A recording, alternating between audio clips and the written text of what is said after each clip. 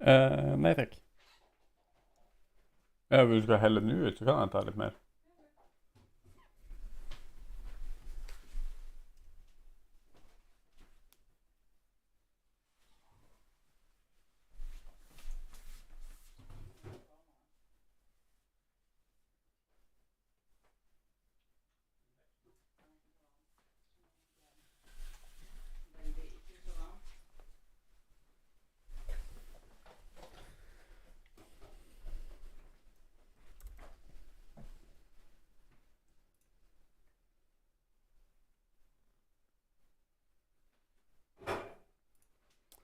All right. Everything should be live now. This restream stuff is a bit odd. I always like to start with the stream will start soon thing, just so I can go and check and see that everything is actually streaming before I start. So yeah, back again. Day 4 today. No, day 3, sorry. Actually, let me, there. Moving one of my lights. Day 3, so we're probably heading into this cove right there. I have set up the next folder for day 3. Of course, I haven't started it. I haven't looked at the task yet. So we'll do all that live. Right. So, day number 3. Rucksack reorganization. One elf has the important job of loading all the rucksacks with the supplies for the jungle journey. And then there's a Wikipedia link to a rucksack, in case someone doesn't know what that is. Unfortunately, that elf didn't quite follow the packing instructions, and so a few items now need to be rearranged.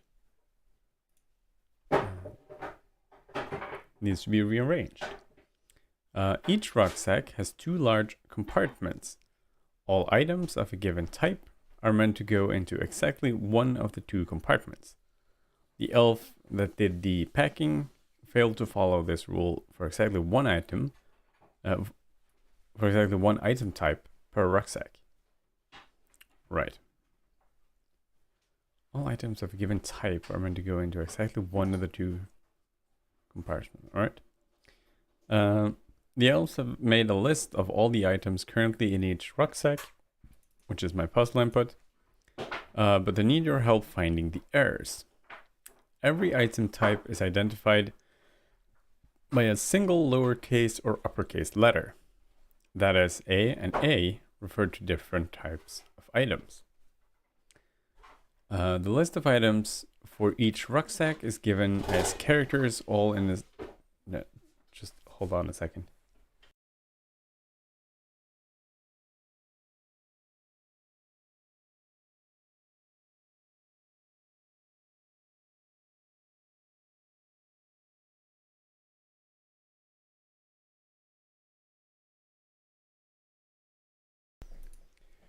There we go. Just some baking going on in the kitchen. And it was making a bit of noise, throwing me off. Right, yeah, so the list of items for each rucksack is given as characters, all in a single line. A given rucksack always has the same number of items in each of its 2 compartments. So the first half of the characters represent items in the first compartment, while the second half of the characters represent items in the second compartment. For example, suppose you have the following list of contents from 6 rucksacks. So these items should go in different rucksacks. The first rucksack contains the items VJRWP. I'm not going to read all this, which means its first compartments contains the items, so the first half of the items, while the second compartment contains the rest of the items, so these items. The only item type that appears in both compartments is lowercase p. So we have a lowercase p there and a lowercase p there. The second rucksack's compartments contain, so it contains this and this. The only item type that appears in both compartments is uppercase L. The third rucksack's compartments contain these items and these items. The only common item type is uppercase P. And the fourth rucksack's compartments only share item type V. The fifth shares a T, and the sixth shares an S.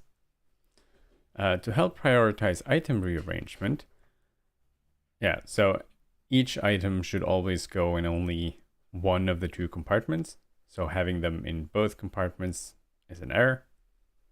This lighting is a bit harsh. Maybe that's better. And of course I didn't light the fire today either because it's still pretty warm, but I did put some candles up, or my girlfriend put some candles up. Right. So these items are the incorrect items. So one for each rucksack, it appears. To help prioritize item rearrangement, every item type can be converted to a priority. Lowercase item types A through Z have priorities 1 through 26, and uppercase item types A through Z have priorities 27 through 52. In the above example, the priority of the item type that appears in both compartments of each rucksack is 16, 38, 42, 22, 20, and 19. The sum of these is 157. Find the item type that appears in both compartments of each rucksack. What is the sum of the priorities of those item types? Right.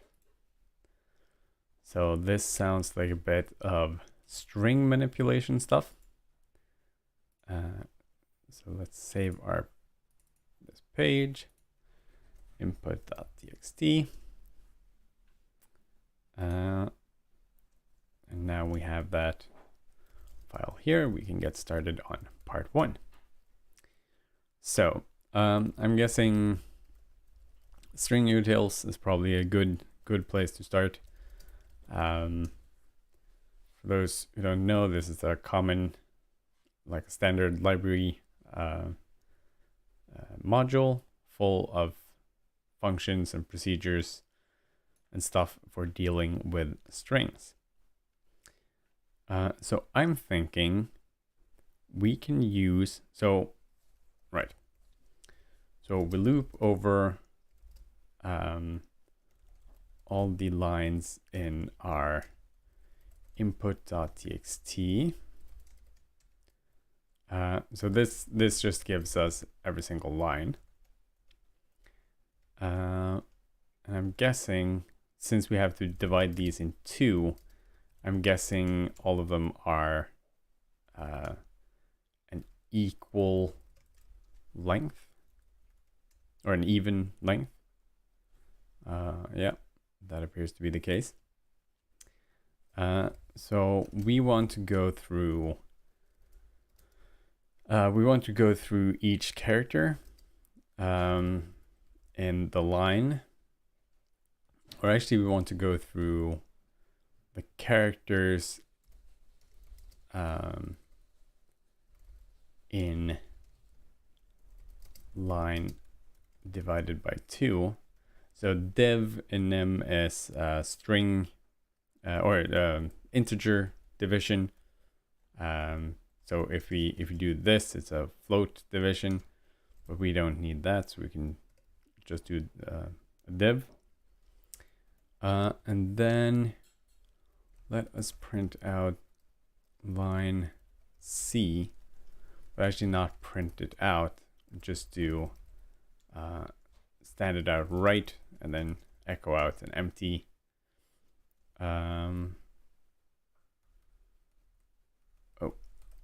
And not length. Trying to divide a string obviously doesn't work. Right. So standard out dot write writes to the standard output without a line break. So it's kind of echo, but without the line break. So this should write out the first half of our strings. So let's just double check. If you open our input here, so this should be the first half of the string, which means if I paste it in once more, it's actually 2 characters too long, which means our input is 1 too long. So we do this. So dot dot less than means up to but not including. The dot dot operator in nim by default is inclusive. So if we now run this, and of course I didn't save the input file because that would mess with our results. If I now paste this twice, it's the correct length. So that is the first half. We're now looping through each character in the first half of the string. Now, if you have a look at find, find in nim, so we can have a look. Yeah, this one. Find takes a string and a substring, or in this case a character, and we can pass it a start position. So by default it starts at 0. When last is set to 0, it goes to the end. If last is unspecified, it evolves to s.high, which is the last element. But what we can do is that we can pass in a start. So if we do, if we echo out line.find, we want to find the character at this position, but starting from the halfway point. So that should give us it gives us, oh yeah, right. We're writing that out in standard write, and then we're doing the line find, we're echoing out the result of our line search with normal echoes, so that creates a new line. But we can see here, so -1, so P is not found in both halves, N is not found in both halves, none of these 2 J's are found in both halves, but the C is found in position 18 of the second half. So now we know that for the first word, C is the character that we're interested in. So we can do dupe and just set that to, or just say that that's a character. If this is not equals to -1, so if we found this character in the second half, then we can set dupe to this character, and now we can echo out the line and space and dupe, so the duplicate character. So now we can see that all of these have a duplicate character, as we expect. So the C goes in both of them. Of course, we shouldn't have more than one, so we can break here. But just to make sure that we don't have a dupe, or that we have done this correctly and none of them actually return 2 duplicates. So we can check that this is not the null character, which is the default. So when we don't set a value for in nim, when you don't set a value for a variable, it will take on a binary 0, whatever that means for that object. And for a character, a binary 0 is the literal 0 character. So let's just echo out the word error. Just comment out this. So now this should run and not output error. But as we can see, it outputs a bunch of errors. That means that this is set and it finds another dupe. So let's just output some debug information here. Like that, for example. And yeah.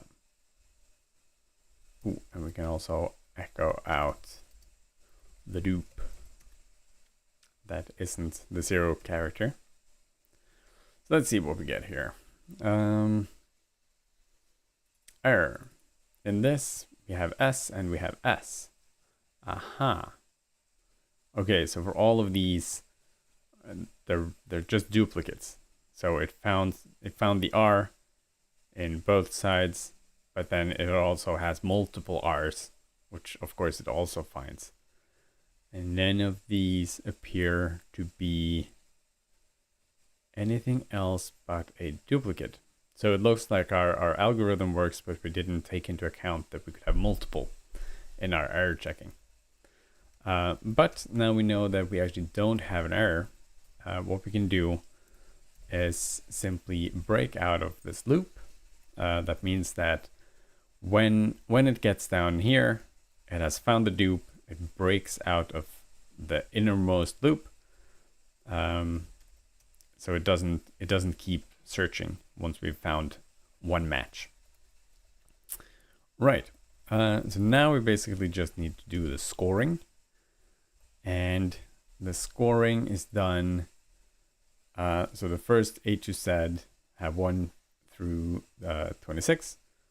The second one, A to Z, has 52. And in stir-utils, if I'm not mistaken, we should have some character groups here. We have letters, but we don't have uppercase or lowercase. I think they are added in the upcoming version, but let's ignore that for now.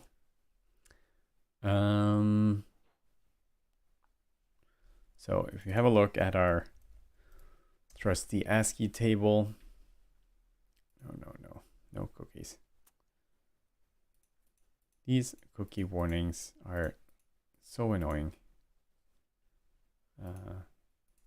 I wish like the legislators that made this rule just made it so that browsers could send a flag saying do not store cookies instead of me having to click stuff. These are computers. They're able to figure this stuff out by themselves. Right. So as you can see from you probably can't see this. As we can see from our ASCII table, it starts with the capital letters, and then there are a couple of characters in between, and then the lowercase letters start. But what's interesting to us is that the value of a small a is 97, the value of a big A is 65. That means we can check, well, actually the Z, the big Z is 90. So we know if it's bigger than 90, then we know it's one of these. So we can do let score equals, and then we do a ternary here. So if the dupe character, the ordinal value of the dupe character, which is of course this value here for each of the characters. So if that is bigger than a Z, which means that it's one of the small ones, so it's bigger than 90. And actually we can just do bigger than z.ord to make it a bit more readable. So if dupord is bigger than setord, that means we have a small character, which have priorities 1 through 26. So A should be a 1. That means we can take our letter, subtract 96. That makes A 1, B and 2, and so on. So then the score is dupe.ord minus 96. Otherwise, the score is dupe.ord. And now, so if we subtract 64, then this is 1. But we want that to be 27. So 65 minus something is 27. So if we open our calculator here, we have 90, what did I say, 95? No, 65. 65 minus something is 27. So that means if we subtract 38, we get 27. So if we subtract 38 here, that should give us the correct score. Now we can echo out our score value. And here we have some scores. We can, of course, manually check these. So for example, a C, small c, is 3. That is correct. A, B, C, 1, 2, 3. And we can check one of the capital letters. Let's find a small capital letter.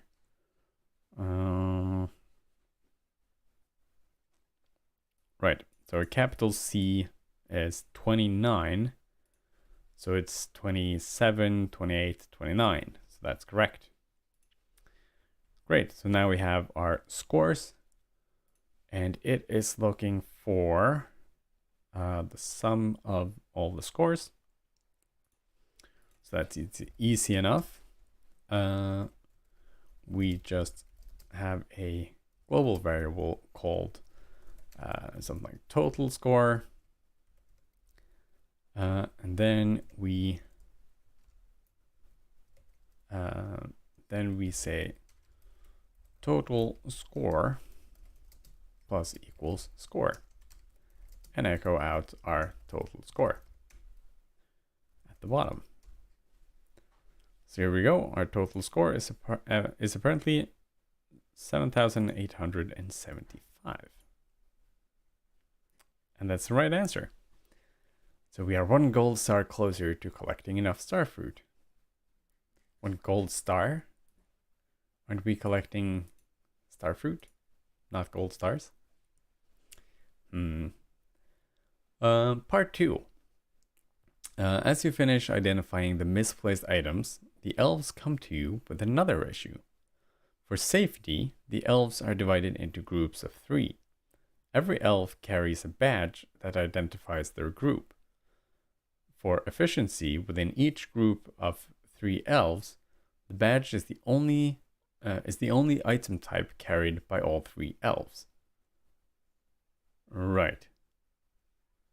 So each group of 3 elves, the badge is the only item type carried by all 3 elves. That is, if a group's badge is item type B, then all 3 elves will have item type B somewhere in the rucksack. And at most 2 of the elves will be carrying any other item type. What? And at most 2 of the elves will be carrying... Oh, right. So any other item type will only be carried by 2 of them, not all 3. So we have to find the... probably have to find the one that all 3 carries. The problem is that someone forgot to put this year's updated on authenticity sticker on the badges. All of the badges need to be pulled out of the rucksacks so the new authenticity stickers can be attached. Additionally, nobody wrote down which item type corresponds to each group's badges. The only way to tell which item type is the right one is by finding the one item type that is common between all 3 elves in each group. Every set of 3 lines in your list corresponds to a single group. But each group can have a different badge item type. So, in the example above, the first group's rucksacks are the first 3 lines. So in the above example, these the 3 first lines are the first group's rucksack, and the second group's rucksacks are the next 3 lines. In the first group, the only item type that appears in all 3 rucksacks is lowercase r. This must be their badges. In the second group, the badge item type must be capital Z. Priorities for these items must still be found to organize the sticker attachment efforts. Here they are 18 for the R for the first group and 52 for capital Z for the second group. The sum of these is 70. Find the item type that corresponds to the badges of each 3 elf group. What is the sum of the priorities of those item types? Right. So I'm thinking we can turn this into a set. So these are hash sets. We also have the built-in set type. And I'm pretty sure we have a way of turning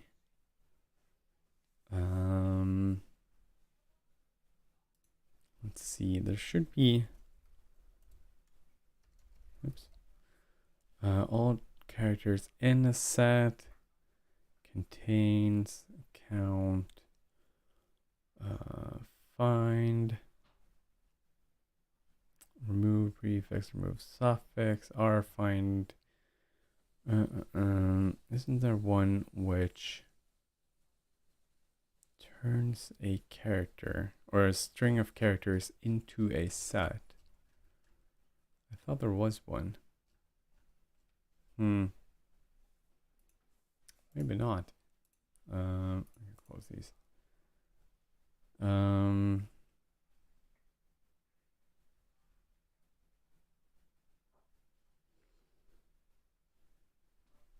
So basically what I'm thinking if we turn it into a set, then we can do the intersection of the 3 sets, and that will, after having done all 3, that will only have a single item, and we can just take that one item out of the set.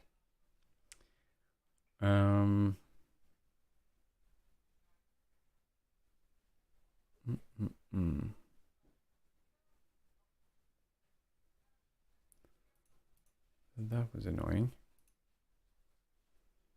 Is it in the sets module? And it's different to exclude. I'm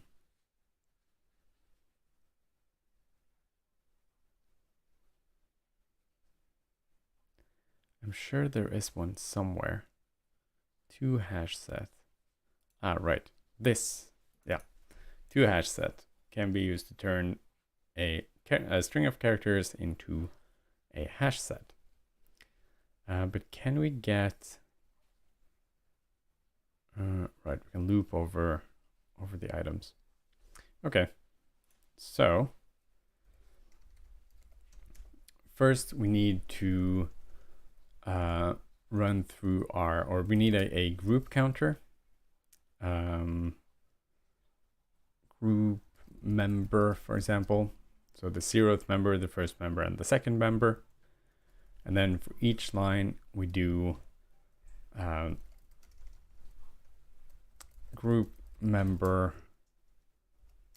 So we can inc the group member. Actually, we can say the group member is equal to the group member mod 3. So if it ever gets the group member +1 mod 3, so that will go from starting at 0, it will go to 1, 2, and then at 3, it will go back to being 0. And then we can say if group member is 0, then we need to reset our group tally and include our and increase our score. But let's here do item set. Of course, we include the sets module. The item set is just a hash set. We don't care to initialize that. And then we reset the item set down here. And instead of looking for these duplicates, actually, let's comment out this. So yeah, down here, we will also do our scoring section. So we're going to move this into here. And we also need to do that for the last member, but this will automatically do that. So that's fine. So our item set is item set, which is now an empty set. So we can't have it as an empty set. So now we need a set of all the characters as the sort of default value. And is there something like that? Because these sets are the normal sets. Actually, do we have a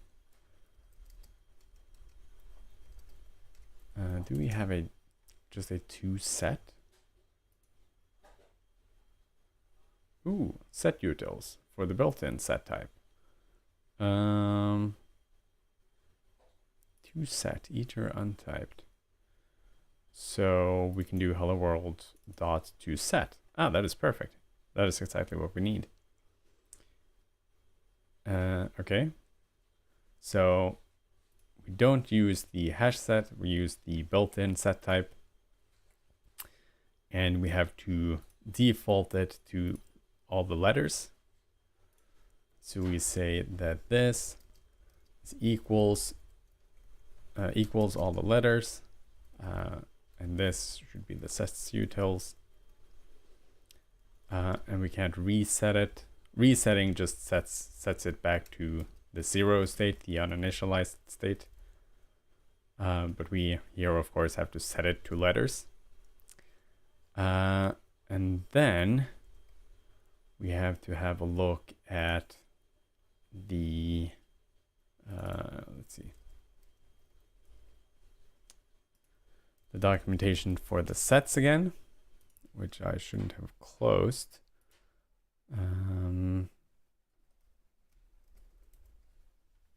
Set type. So we can do intersection, which is a star. So we do item set star line dot to set. So this takes all the letters, all the possible letters. Then it turns the current line into a set of only the letters in that set. Then it does the intersection, so only the characters that appear in both. So for the first one, that will only be set to those on that line.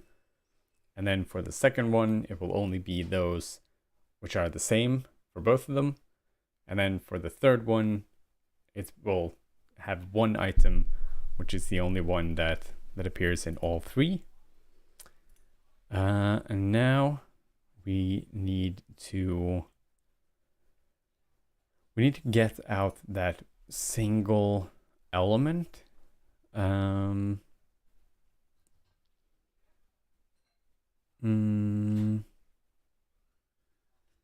Right.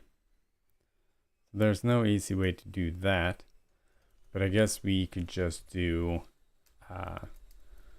for character in our item set. This will loop through all of them, but there's only one, so that should work fine. And then we do this. Let the score be the character, or so the scoring logic is the same as for the first one. And then we can do character.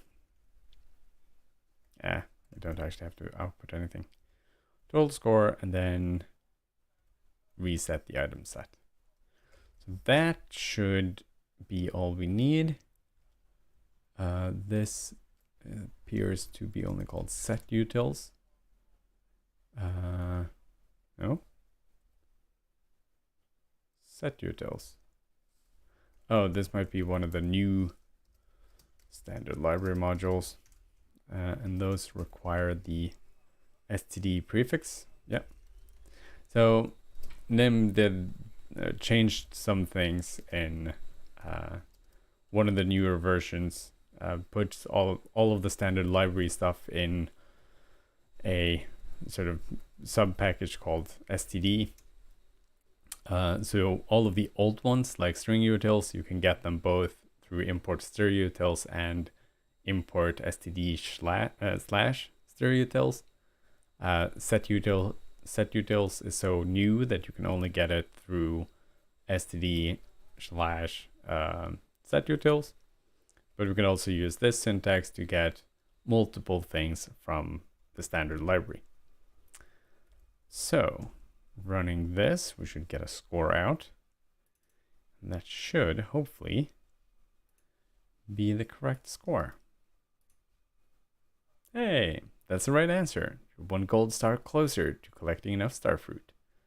You have completed day 3. And yeah, so we're moving into this cove. There's the beach, I guess, and a couple of trees or something. So yeah, that was my solution for day 3.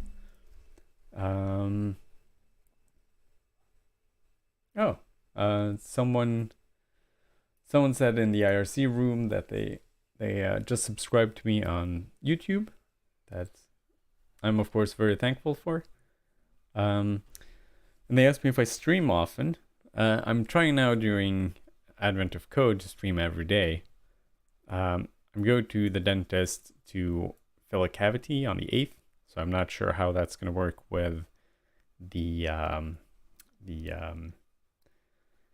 what you call that in English? My mouth is going to be numb, so I might not be able to stream on the 8th. And I'm leaving. I'm going to be gone for a couple of days as well. Typically, I tend to end around the middle of the thing as Christmas stuff picks up. But yeah.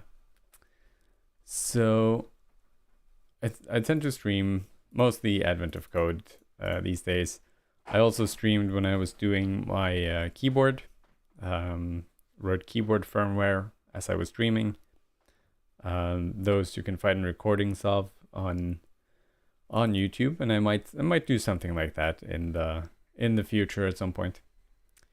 But I don't have any sort of set schedule for these streams. So we can go in here to the Advent of Code topic on the forums, see if we have anything else. Oh yeah, and someone left some comments on the last video I made, where he's I was talking about this hack where you include the input. You basically define procedures that make the input executable. Someone left a comment on that. So that's fun. Oh, let's see. Shirley Quirk's horrifying hack for day 3. dubious micro-optimized performance gains and the possibility of undefined behavior. Access the lowest member of a set in O1. Ah, yeah. So they apparently also use sets. And they cast the set to a uint64 and then get the first set bit, because the implementation of a set in them is a bit set. That is oh yeah, that would actually correspond to the range as well, since so he creates the priority set. Ooh, that is dirty. So basically that's what we're doing here. We're instead of doing this loop over the set, they basically exploit the underlying implementation to get values out. That's that's interesting. Let's see. Someone has done something clever.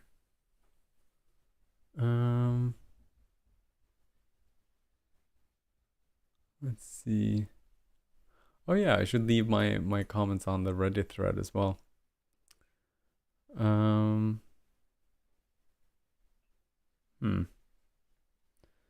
It is really clever. That was to Shirley Quirk. Ah, that was the this one, the hack from last year. Cool.